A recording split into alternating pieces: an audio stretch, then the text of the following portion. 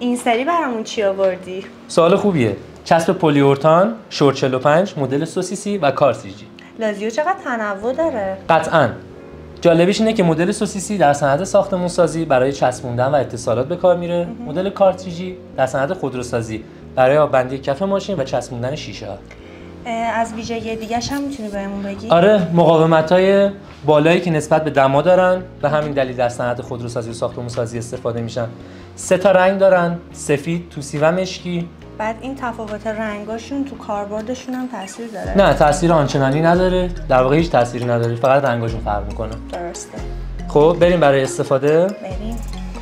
مدل سوسیسی رو که ما از قبل داخل گام گذاشتیم و طرز استفادهشو بریم ببینیم. بله.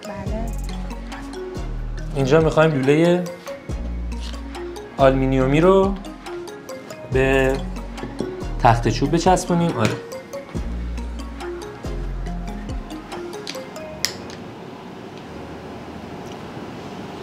بعد چقدر طول میکشه که خوشه؟ بین 3 الی 24 ساعت. چقدر سخت استفاده است.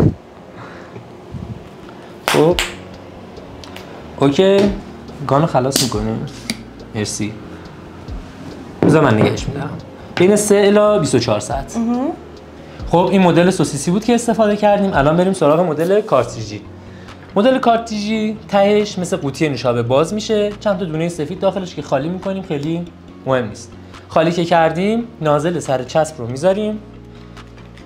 این پیچش به خاطر اینکه خشک نشه میبریمش، خیلی راحت و آسون و آماده استفاده میشه. چجوری؟ میذاریم داخل گان. اگه لطف کنید متشکرم. الان آماده استفاده است. بله. فقط میخوایم من رو چوب بچسبونم که بعد بذاریمش روی لوله آلومینیومی. خیلی راحت و آسون. اگه کمک کنید ممنون میشم. اوکی.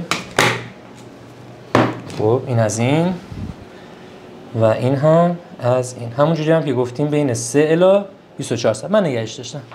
طول میکشه، خوشه. وابسته به دمایی که محیط داره، حالا سفتی و خوش شدنش، حالا دمای محیط تعیین میکنه اون رو. خب مدل سوسیسی وگانش، کارتریجی وگانش.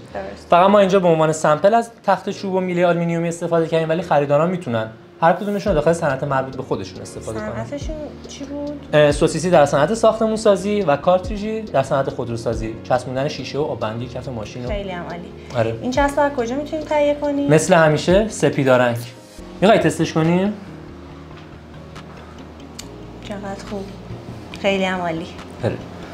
از سپیدارنگ بهترینا رو بخواید. یک بار بچسبون، دیگه فکرشو نکن.